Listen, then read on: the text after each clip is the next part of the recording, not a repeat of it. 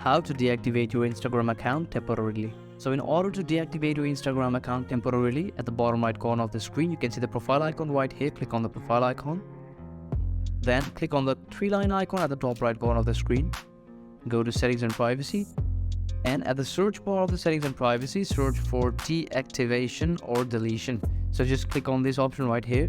Now, after you're done with it, just select the account that you want to deactivate.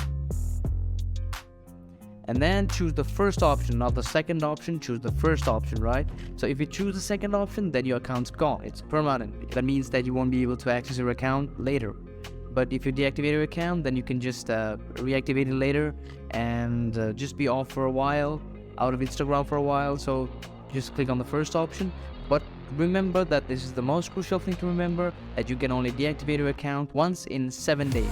So if you deactivate your account, you will reactivate your account again, and you want to deactivate it again, that's not possible until 7 days. So just remember that, and you should be fine. And just click on continue after that. They'll ask you for the password of the Instagram. You can just enter the password and click on continue again, and then your account is temporarily deactivated. Thank you very much.